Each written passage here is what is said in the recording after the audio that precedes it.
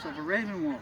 You can get down to these leaders that have made massive changes so that this event here can happen. After all, one of the biggest things that happened is that Pagan Pride is, I think, going to be 20 years old next year, maybe this year. It's one of those two. I think it's next year. And it has been around in public parks, in public spaces all over the world where people can meet and has no discrimination, no energy to create these small pop-up villages. And now they're communicating through online. So remember, we have this incredible ability of telepathy. Don't doubt it. This actually thing is synthetic telepathy. It is absolutely an admiration. And so here we go, folks.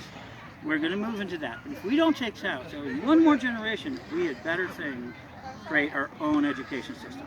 So in the next decade, we need to create a college that teaches from our point of view and have our leaders. We have so many PhDs, we have so many teachers, we have math, science, and everything else, and reframe it into where we believe our science is, where our magic is. After all, most classical sciences began in pagan cultures, in cultures of it, in the other cultures that have kind of evolved.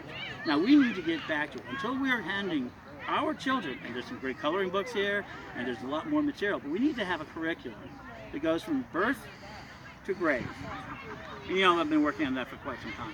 So we have it out there. We're almost 300,000 people in the system and all that. But now we got to go that. And before we can even do that, we need to create a college or community seminary system that will allow us to teach teachers. So that we can create a teaching system so that we can take advantage of our own education. Because the education system is all going to fall apart. Khan Academy is a perfect example of that. We can teach our own kids, but we really need to figure out what we're going to teach them.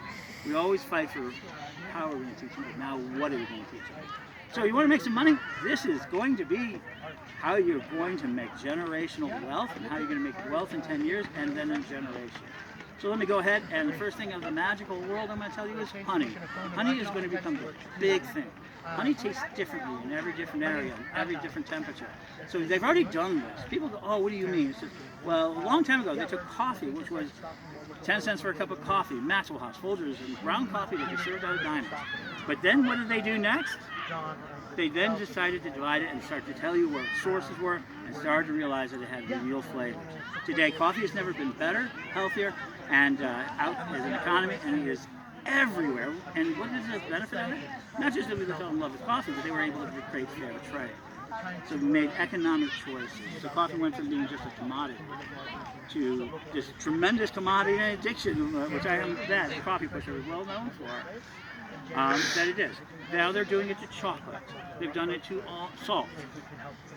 We are getting constantly to mass customization, and our palates are becoming more and more aware of what they're eating, not just in the stomach, but in the mouth.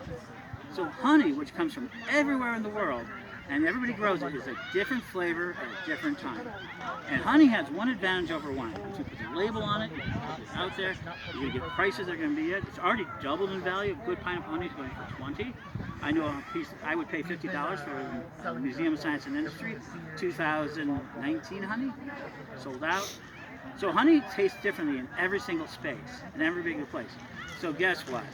Honey has one other feature that makes it a generational wealth product. Imagine getting leverage. If my grandson tells me, Grandpa, save as much honey as you can. Put a label on it, because it lasts forever. You can have honey today, that same money can last there, and it has another factor. It is a genetic factor. It actually carries the genetics and DNA of those people.